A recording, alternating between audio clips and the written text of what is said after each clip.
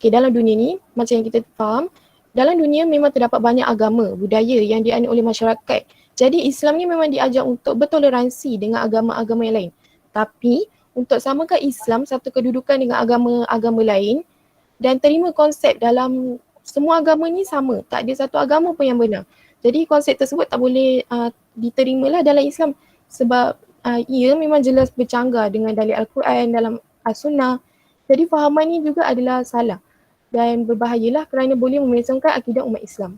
Ya, apa buktinya? Okay. Ini antara bukti-buktinya. Dalam Al-Quran, Allah sendiri dah ada katakan yang Islam ni adalah agama yang benar. Okay, dalil ni kita boleh lihat dalam surah Al-Imran ayat 19. Okay, dalam ayat ini, Allah dah katakan Islam satu-satunya agama yang diterima oleh Allah. Jadi sebagai umat Islam, kita ni kenalah yakin, kena percaya bahawa Islam ni adalah satu-satunya agama yang benar, manakala agama yang lain tu adalah tertolak di sisi Allah. Yang keduanya, tiada titik pertemuan antara Islam dan agama lain di akhirat kelak. Okay, kat sini jelas menolaklah pandangan golongan pluralism ni yang mengatakan manusia ni terdiri daripada pelbagai agama, sebenarnya nanti akan bersatu pada satu titik metafizik yang sama. Okay, mereka buat pandangan ni sebab mereka nak justify fahaman mereka yang semua agama adalah sama. Okay, jadi perkara ni tak benar dan amat bertentangan dengan logik akal. Dan dalam Al-Quran juga dapat dilihat dalam surah Al-Bayyinah ayat Ayat ke-6. Okay, ayat ke-6. Dalam ayat ini Allah dah katakan, dah tunjukkan memang tak ada titik pertemuan antara orang Islam dan orang kufur di akhirat nanti. Sebab Islam satu-satunya agama yang akan bawa seorang tu kekal dalam syurga selama-lamanya. Bagi orang yang kufur, orang yang tolak agama Islam, mereka akan kekal abadi dalam neraka. Yang ketiganya, Islam adalah syarat amal kebaikan diterima oleh Allah. Okey, untuk pastikan amal kebaikan kita ni diterima oleh Allah, yang mana amal kebaikan tu boleh tempatkan diri kita dalam syurga. Untuk pastikan amal kebaikan tu diterima, syaratnya mesti beragama Islam. Okey, dalil ni kita boleh lihat dalam surah An-Nur ayat ke-39.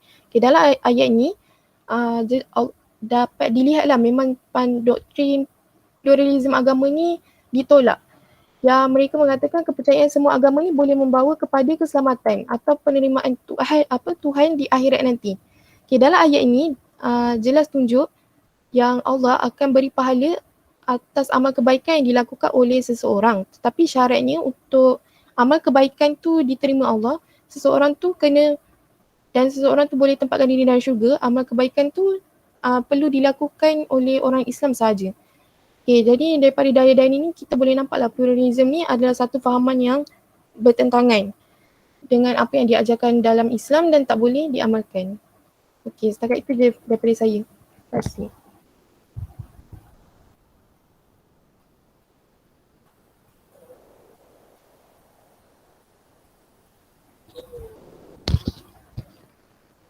Ustaz, tak dengar suara Ustaz.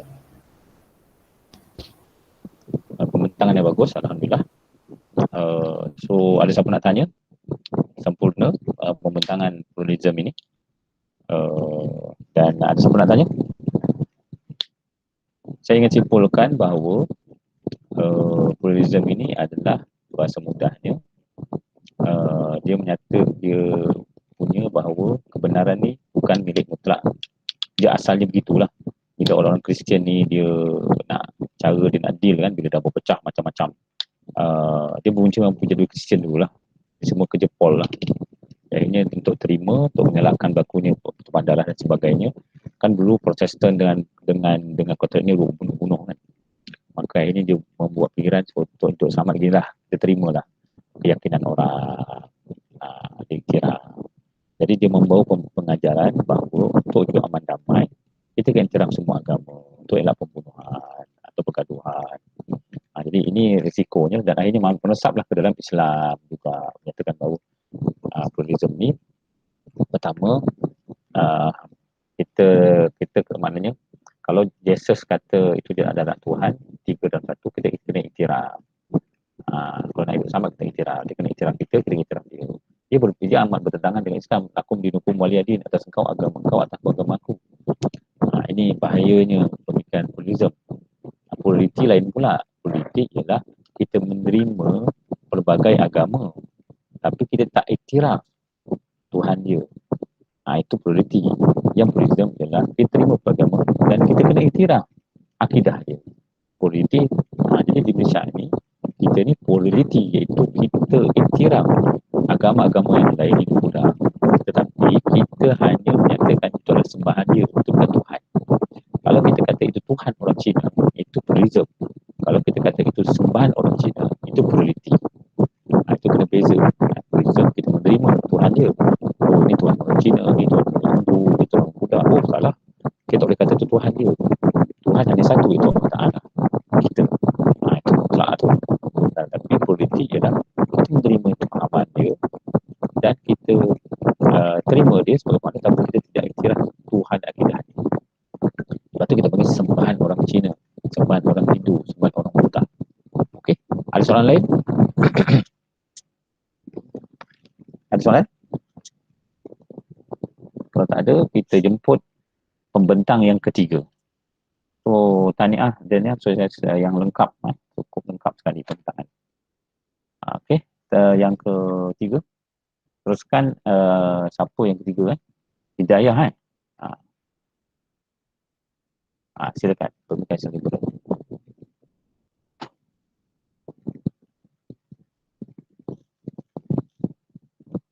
Terus Hidayah.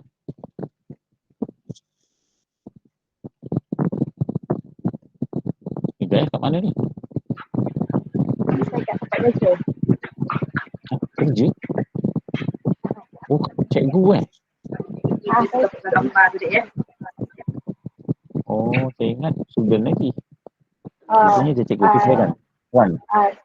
Wan Siti Nur Hidayah lah. Teruskan. Bismillahirrahmanirrahim. Assalamualaikum warahmatullahi wabarakatuh. Saya adalah Siti Nur Hidayah atau Dayah. Nombor meeting saya adalah 3197000191. Kita ni akan berikan dia. Subjek yang tentang kali ini adalah pemikiran Islam liberal.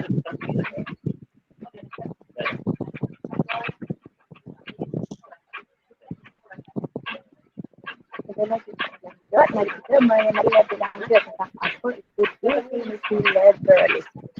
Liberalisme sendiri dia adalah satu pemahaman liberal yang berpandangan bebas, pemahaman yang menghendaki demokrasi serta kebebasan dalam satu kegiatan. Lebih senang dipahami adalah dia agama yang bebas, pemikiran sangat bebas dan dia cenderung pada demokrasi antara demokrasi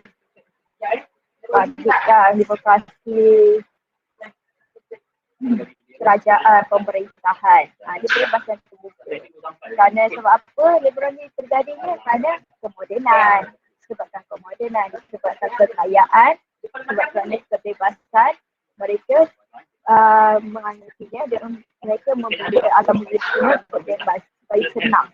Supaya nak perubatan tu tak mengikuti sangat dengan syariat Islam. Okey, itu maknanya liberalisme. Jadi Islam liberalisme ialah satu aliran pemikiran yang menghendaki kepada keterbukaan dalam berijtihad yang melampaui batas-batas agama yang telah sedia ada seimbang dalam Al-Quran dan Sunnah. Maknanya mereka lebih kepada pemikiran yang lebih kepada kecenderungan daripada agama. Mereka tak mengikuti syariat Islam. Kalau kita agama Islam lebih kepada syariat Islam, lebih kepada Al-Quran dan hadis, tapi mereka melencong. Mereka kata kalau terlampau mengikut agama Islam ni, syariat Islam ni boleh membuatkan kita terhad lah. Ada benda yang kita tak boleh buat, ada benda yang kita rasa macam kita tertutup dalam satu kepompong kan. Jadi dia nak bebas, dia nak lakukan melakukan perkara semua dalam keadaan bebas. Dia nak lakukan semua bebas. Jadi sejadinya ada isu-isu yang akan saya bincangkan nanti. Jadi yang lebih fahaman kita nak bawah ni iaitu dia cenderung lah kepada mengerti batas keagamaan, tafsir Islam yang berbagai dan mungkin mempraktikkan syariat Allah dan hukum fiqh dan hukum rasional kita menolak pasal tentang borak agama. Jadi liberalisme ni orang rakyat yang mengerti liberalisme ni dia mempraktikkan syariat Allah. Jadi kita tanyalah kenapa ada tu, kenapa perlu ada tu, kenapa kena tu, kenapa tu, kenapa, why, semua isu kata why kan. Itu daripada orang pengajar orang liberalisme. Kalau lanjut lagi. Okey. Kita dah tahu apa itu definisi dia, tapi kita tak tahu apa itu latar belakang liberalisme agama. Apa sejarah dia. Okey, yang pertama kita tahu pemikiran liberalisme dalam Islam ni dia terdiri terbina pada abad ke-18 Masihi dengan sebab terpengaruh lah dengan agama liberalisme, agama yang telah berlaku di barat, bagi barat dan telah berlakunya di barat telah berlakunya agama liberalisme pada abad ke-16 dan abad ke-17 Masihi. Pada berlaku tu pada zaman Renaissance. Itu adalah pada waktu yang pertama. Yang kedua pula, abad yang ke-18, pada abad ke-18 pula, ayat pemikiran Islam ni dikembangkan. Yang pertama ditubuhkan, yang kedua dikembangkan pada abad ke-18. Dan oleh segelintir umat Islam, dah terkembang oleh umat Islam. Jadi dia berkembang ke seluruh dunia, termasuklah di Malaysia. Yang ini saya akan terangkan apa itu grup-grup yang telah dah ditubuhkan di Malaysia, grup liberalisme. Yang ketiga, gagasan idea pemikiran liberalisme ni telah diterima. Yang ketiga telah diterima oleh pemikiran Islam, namun setelah liberalisme diketahui, itu tak pernah wujud lagi. Jadi kita tahu latar belakang liberalisme. Kat sini kita akan mengkatai dua tokoh liberalisme. Yang pertama, tokoh yang memperjuangkan kebebasan individu sehingga melakukan nilai-nilai moral. Itu adalah daripada barat tu. Yang kedua adalah pejuang awal liberalisme di Malaysia. Ini kita kena tahu kedua ni. Okey, kita fokuskan kepada yang pertama iaitu memperjuangkan kebebasan individu sehingga melakukan nilai moral ni. Ada 4 orang daripada barat. Yang pertama John Locke. John Locke ni dia orangnya. Yang kedua adalah Rawls Rawls. Saya pun tak tahu nak membaca nama dia tanya. Rawls ni orangnya.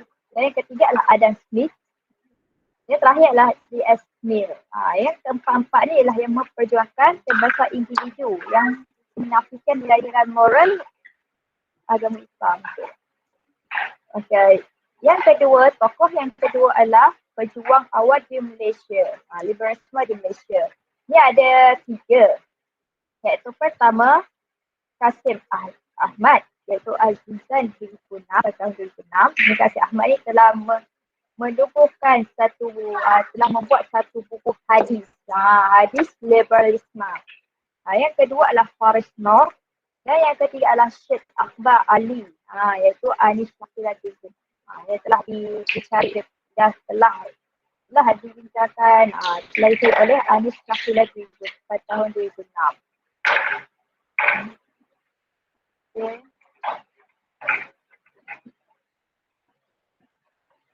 Okay. Kat sini kita akan mengetahui pengaruh sekularisme terhadap Islam liberal.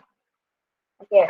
Kita tahu masalah sekularisme ni dia ada masalah dalam kebudayaan barat yang menular dalam budaya umat Islam yang dewasa. Kita boleh melihat kepada sifat keduniaan yang tak ada berhubung kait dengan alam rohani dan akhirat. Itu kebudayaan. Okey. Fahaman yang kita tahu sekularisme yang telah diterangkan oleh Awatif itu dia menjadi ibu pada puluhan ismi lain. Okey. Okey, walaupun ia sekularisme ni sebagai pengasaran agama daripada dunia lain ke apa, ia terus berkembang. Ia berkembang menjadi prinsip yang dikenali year and now. Year and now. Secara langsung dia menjadi penghasilan penolakan yang terhadap akhirat dan manusia bebas melakukan apa saja. Jadi apa yang dibuat dia ialah manusia ni boleh melakukan apa saja yang mereka inginkan. Okey. Ini adalah beberapa matlamat Islam liberal.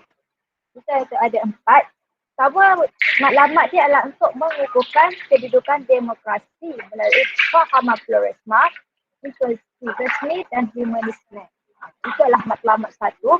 Yang alamat yang kedua adalah untuk membangunkan agama atas dasar menghormati perbezaan agama.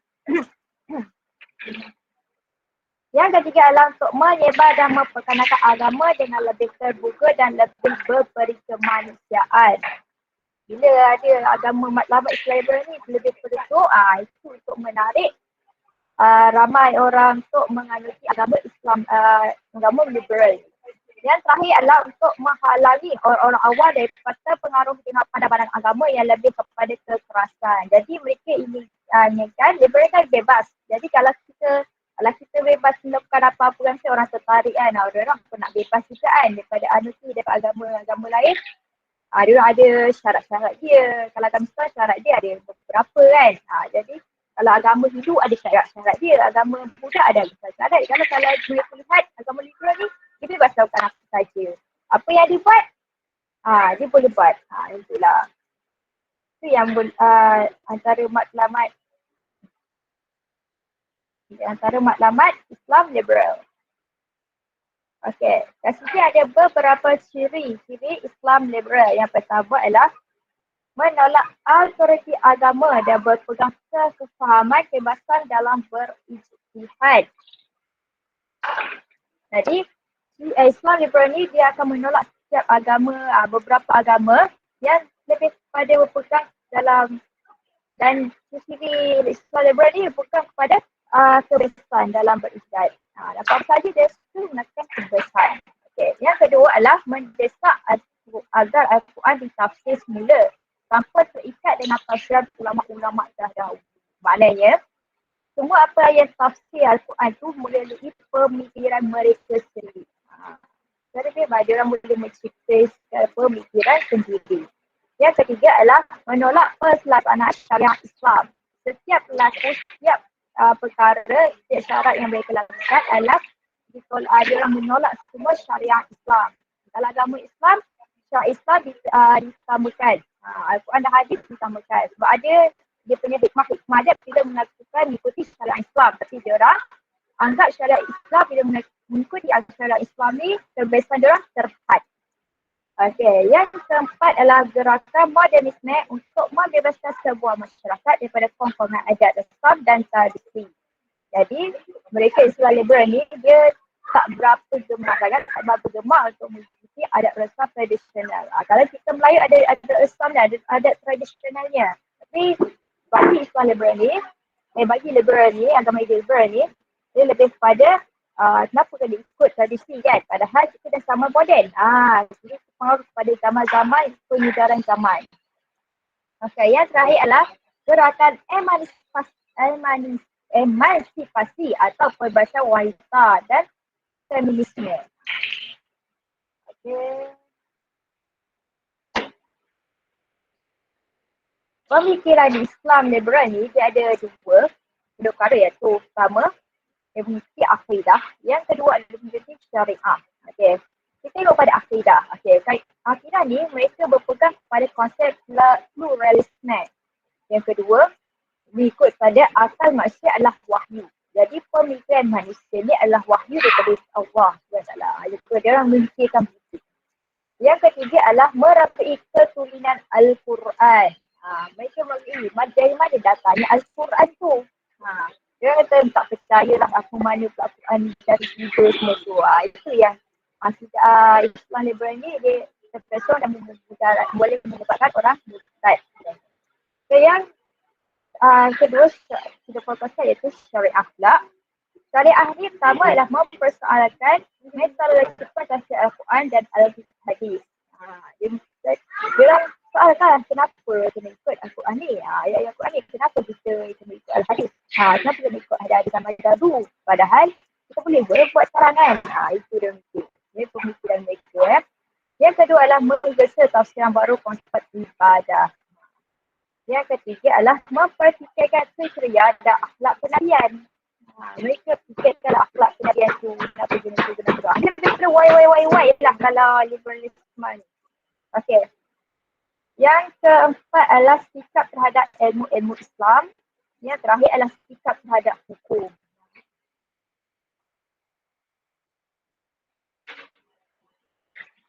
Okey, ini isu dan gerakan liberalisme yang kita kena tahu ada 3. Dia banyak tapi saya sebenarnya 3 saja. Yang pertama ni adalah Komango.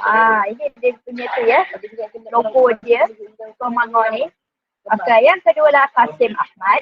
Yang terakhir ni adalah Sister in Islam, iaitu dikenali SIS. Ini dia punya logo dia. Okey, kita fokus pada Komango. Okey, Komango ni adalah satu gabungan pertubuhan NGO yang berada di Malaysia ini yang dikemukakan, yang selalu dikemukakan tentang laporan hak asasi manusia ke proses semacam berkala terjaga kembali hak asasi manusia sebagai pertubuhan bangsa-bangsa bersatu pada tahun yang ditentukan pada tahun 24 Oktober 2013 di Geneva. Ini adalah Komango yang ditubuhkan kan. Geneva. Yang dilaporkan dia lebih kepada NGO ni lebih kepada hak asasi manusia. Okey, apa tuntutan Komango ni? Tuntutan Komango ni sama adalah kebebasan beragama murtad.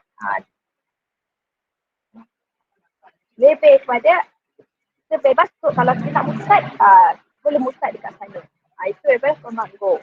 Okey, yang kedua ialah mengiktiraf ajaran pusat Syiah di Malaysia. Jadi di Komango ni dia mengiktirafkan Syiah tu adalah mengiktirafkan ajaran pusat Syiah tu dia mengiktirafkan Syiah boleh berada di Malaysia. Itulah disebutkan Komango. Yang ketiga adalah penghapusan hukuman syariah. Hukum syariah tu dia buat penghapusan hukum syariah tu, semua dia buat penghapusan hukum syariah. Yang keempat adalah kebebasan hak asasi manusia. Maknanya hak asasi manusia ni dia orang mengambil berat. Apa sahaja hak asasi manusia ke apa semua tu dia ambil berat. Okay. Yang kelima adalah mengiktirafkan budaya hidup LGBT. Dia orang mengiktirafkan hidup LGBT tu diperlukan. Sebab kerana apa? Cinta sesama kan. Padahal dalam Islam kan tidak dibenarkan. Malah kita ketahui daripada hadis kita tengok daripada hadis Bukhari pada surat 5435 iaitu Rasulullah SAW melaknat lelaki yang menyerupai wanita dan wanita yang menyerupai lelaki. Apa lagi? Dalam Al-Quran telah sebut tak boleh bersama lelaki dengan lelaki, perempuan dengan perempuan kan. Tapi dekat Komango ni dibenarkan, diiktirafkan, diboleh kalau LGBT belakang LGBT boleh dibenarkan. Okey, yang terakhir adalah menuntut kebebasan dalam pergaulan. Maksudnya pergaulan dia orang secara bebas. Dalam setiap agama Islam kita ada syarat-syarat itu. Kita ada terbatas pergaulan antara lelaki dan perempuan, tapi dekat sana dia bebas. Apa yang kita buat pergaulan secara bebas, kita buatlah apa saja. Jadi ikut pada budaya barat. Itu adalah Komango. Okey, kita tengok pada Kasim Ahmad pula. Kasim Ahmad ni adalah antara individu yang memperjuang anti hadis. Okey, apa yang kritikan yang telah dibuat oleh Kasim Ahmad ni iaitu menafikan syahadah kedua bahawa Nabi Muhammad itu pesuruh Allah. Dia menafikan Nabi itu pesuruh Allah. Nabi itu rasul pada kita semua. Ini nafikan. Dia mengaku Allah itu ada tapi menafikan Nabi Muhammad itu pesuruh Allah, Rasulullah kita. Okey. Yang kedua adalah mendewa-dewakan Nabi Muhammad. Maaf ada salah ejaan di sini. Dia mendewakan Nabi Muhammad. Okay. Yang ketiga adalah mendewa-dewakan ulama yang dianggap sama dengan Kafah Federi. Yang terakhir adalah rambut wanita bukan aurat. Dia menganggap wanita yang rambut ni kan lelaki kan dia tak pakai tudung. Dia anggap macam itulah rambut lelaki tak pakai tudung ni rambut dia tak aurat kan. Jadi menganggap sama kepada wanita agak. Rambut yang wanita tu tak pakai tudung ke apa kan. Nampak rambut sikit ke apa sikit dah banyak dah kan. Jadi saya kata bukan aurat. Dia kata tak apa. Kalau perempuan tak pakai tudung tak apa. Itu tak aurat. Itu yang menganggap daripada Kasim Ahmad. Okey, yang ketiga adalah Sister in Islam iaitu dikenali pada SIS. SIS ni ditubuhkan satu pertuhan, satu pertuhan yang mengajak masyarakat ini membuang 2/3 ajaran Al-Quran. Okey, apa isu hangat pada sisi? Okey, yang pertama adalah gerakan feminisme, iaitu persamaan antara hak lelaki dan perempuan. Itu adalah isu hangat daripada sisi yang pertama. Yang kedua adalah kebebasan agama. Jadi kebebasan agama tu kita bebas untuk menukarkan agama kepada agama Islam ke agama Buddha ke Hindu. Okey. Yang ketiga adalah memukul isteri yang divorce. Itu adalah isu hangat daripada sisi. Yang keempat adalah wanita menjadi iman dalam solat fardu Jumaat. Menjadi imam. Salah, maaf. Wanita menjadi imam dalam solat fardu Jumaat. Salah. Okey, yang kelima adalah menentang amalan poligami. Jadi melancarkan kempen monogami. Itu daripada Islam Nasis. Yang terakhir adalah menentang hudud. Mereka tak terima hukum hudud. Itu adalah hukum isu hangat.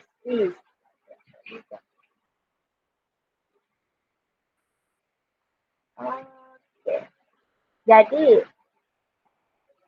bagaimana pula kita nak perjuangkan untuk menolak agama Islam liberal ni? Jadi ada beberapa lah dakwah-dakwah di Malaysia kan.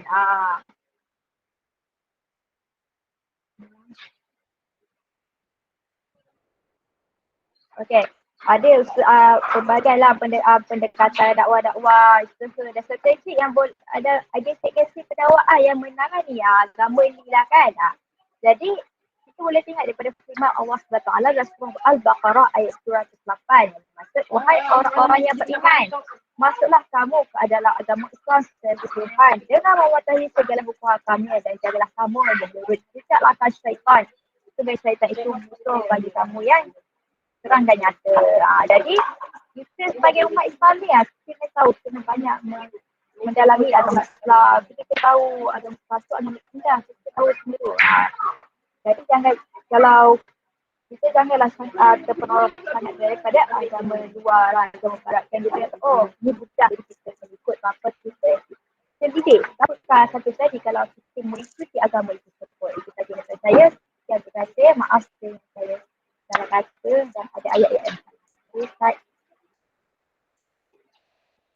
Okay, alhamdulillah. So, tadi Hidayah ada bentang pembentangan yang bagus. So yang Kasim Ahmad tu awak kena tambah tu ialah gerakan dia JAM, Jemaah Al-Quran Malaysia.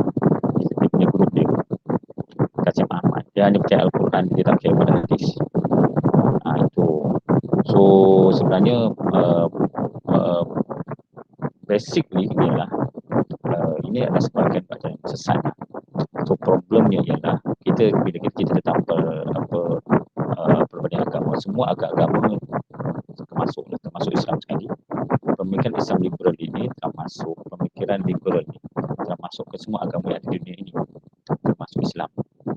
Tapi oleh kerana Islam ni ada agama yang benar, maka yang kita tak kisahlah dimasuk agama lain pun, sebab mereka dah sesat dan mereka telah pun bukan agama bukannya agama dia Allah SWT. Kalau di dalam Islam liberal, maksudnya pemikiran liberal masuk ke agama mereka itu sesat lagi menyesatkan lah. Itu bukanlah satu masalah bagi kita. Tapi oleh kerana tajuk kita adalah berbanding agama, kita tahu bahawa kesan daripada pemikiran liberal ini menyebabkan mencairnya pemahaman agama. Kalau kita tengok orang Sikh pun sekarang dah maknanya dia potong rambut, dia dah cukup, dia dah tak ada dia. Orang Hindu pun macam tu, dah makan daging lembu kan. Dia dulu orang Hindu tak suka makan, tak boleh, dia kata Tuhan dia, tapi sekarang ni dia pun dia kata tu Tuhan dia kan. Tapi sekarang ni dia makan juga kan orang Buddha, tentang orang Buddha maknanya dia pun sudah cair lah, dia lebih kepada perkara-perkara yang tidak mengganggu kehidupan dia, kebebasan dia akan gunakan. Mana agama-agama yang mengganggu kebebasan dia, kehidupan dia yang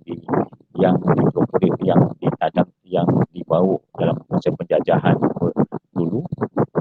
Maknanya kalau mengganggu agama, kemodenan, dia akan tolak. Okey, kesimpulannya, keseluruhannya, kalau dalam konteks Islam, ketiga-tiga perkara ini, pluralism, sekularism dan liberalism ini adalah merosakkan akidah umat Islam. So dalam konteks Islam, bila kita nak berdialog dengan agama-agama lain, kita mesti ada prinsip kita. So di mana yang mencari titik pertemuan dalam konteks dakwah.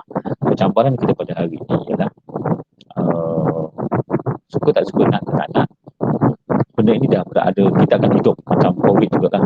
Akhirnya kita kena terima bahawa kita hidup bersama dengan COVID. Kita terpaksa terima sekarang. So kena jaga SOP apa semua tu, dan macam tidak ada jalan lah nak selesaikan masalah COVID di dunia ini, kecuali hanya Allah SWT lah akan tariknya sampai masa ini nanti. Tapi dalam konteks ini juga sebenarnya kita tidak lagi rempuhan pluralism, rempuhan sekularism dan liberal ini. Kita sudah tidak pernah. Kita terpaksa hidup dengan dua-duanya. So bagaimana cara yang terbaik sebagai Islam untuk selamatkan akidah kita, selamatkan agama kita daripada rempuhan ini? Kita tak boleh dah tutup sempadan negara kita. Maknanya pemikiran liberalism, pemikiran sekularism, pluralism ini tak akan berlaku. Sesaat ustaz kita, tak kisahlah dia seorang ubah dan sebagainya, produk-produk pun dia sudah meresap masuk cara berfikir. Problem ni dah cara berfikir. Okey, dalam konteks ini, liberalism ini ada dua lah. Sama ada Islam itu diliberalkan atau kita meliberalkan Islam. Maksud saya ialah liberal ni kan maknanya membebaskan, kan, kebebasan. So kita tidak mahu nilai-nilai Islam itu dibebaskan, terbebas atau terpengaruh dengan kebebasan. Tapi Islam itu harus dibebaskan. Maksudnya Islam itu jangan dimiliki oleh orang Melayu saja. Kalau kita bahawa Islam itu hanya milik orang Melayu saja, kita sempitkan Islam itu. Dan akhirnya orang tidak nampak keindahan Islam. Islam itu perlu disamakan. So sebagai pendakwah kita kena bersedia, kita kena memberi bagaimana kita ada statement. Tapi kalau ada orang nak guna, walaupun orang bukan Islam, nak guna kaedah kehidupan kita, walaupun separuh tak semua, patutnya kita kena benarkan. Kita kena benarkan itu tidak menyebabkan kita jadi Islam liberal. Contohnya ada orang kata dia nak puasa kita, tapi dia tetap dengan bukan Islam dia, banyak ambil manfaat kesihatan berpuasa. So sebagai orang Islam yang berumah, kita benarkan saja. Okey, apa puasa lah. Kan puasa lah. Begitu juga dengan patutnya kena masuk kalimah Allah. Nanti maksudnya juga kalimah Allah. Kalau mereka ada pandangan mereka berdakwah, kalau ada orang nak menggunakan perkataan Allah, kira jangan halang, tetapi dia kena jujur. Allah dimasukkan ialah Allah akidah kita, bukan Allah pada maksudnya. Kalau ada orang kata, boleh tak saya nak menggunakan perkataan Allah? Tidak boleh, dengan syarat kena faham ikut kita. Kalau tak, you tak boleh guna perkataan Allah. Katakan dia kata dia nak letak orang Jesus kepada Allah dalam buku dia di Sabah Sarawak, kan, dalam Bible Jesus tu yang tukar perkataan Allah. Okey, boleh. Okay, kalau percaya boleh, tapi dengan syarat Allah itu mesti definisinya ialah Qulullahu Ahad kita. Kalau Allah merujuk kepada Jesus yang manusia, bukan, tak boleh iktiraf. Itu. Tapi bila kita tutup, itu yang kita akan cabar. Dia akan cabar kita. Dan kita sekarang ini kita memerlukan dakwah kita ni perlukan satu, tiga perkara ni lah dalam konteks berbanding agama, untuk melahirkan awak sadar semua adalah guru, bakal guru. So melahirkan supaya kita mempunyai kekuatan untuk berdepan dengan golongan-golongan non-Muslim, golongan-golongan Islam yang liberal, sekular dan pluralism, tanpa menghakis kita. So maknanya yang penting akidah kita. Mungkin penampilan kita sudah berbeza. Tengok sekarang tudung pun dah trend. Prinsip kita tudung mesti labu. Prinsipnya mesti tutup pun ada. Kau nak berlipat sana ke, berlipat sini ke, nama okey. So bagaimana dengan nak buat penafsiran baru pada Al-Quran, pada hadis dalam konteks semasa, tidak ada masalah. Yang penting yang mesti akarnya ialah kitab turas ulama-ulama itu dijadikan dasar, asas je, foundation. Dan bukan buang yang lama, buat yang baru bahaya. Sebab ulama dulu dia ada wisdom dia dapat ada sanad dia daripada Nabi Muhammad an tu. Jadi kalau kita buang dia semua, kita buat diri sendiri, itu sebab pemikiran yang kita ditanam ni campur-campur. Itu problemnya. Jadi macam yang kita cakap, jangan nak tafsirkan semula, tak ada masalah. Cuma jangan buang, ataupun mesti asasnya ialah pada kitab Turas. Kalau tu pemikiran saja, itu cabaran kita pada hari ini. Okey, saya tidak dapat bahasa untuk kita panjang lagi. Okey, saya ada kelas lain. Saya ucap tahniah kepada semua tuan-tuan bertangan. Saya akan bagikan saya punya bahagian saya dalam grup, dan tolong download masing-masing. Saya akan masukkan nota-nota anda ini dalam e-learning, dan tahniah saya ucapkan, dan kita jumpa pada minggu depan. Ada siapa nak tanya? Ada siapa nak tanya? Tak ada. Tahniah. Ustaz, saya nak tanya. Silakan. Yang kertas kerja yang agama-agama tu kena hantar dekat mana Ustaz? Kertas kerja mana? Yang bentang kumpulan? Ke email saya. Hari ni? Sepatutnya minggu ni. Minggu ni. Nanti apa nama atau bukan. Saya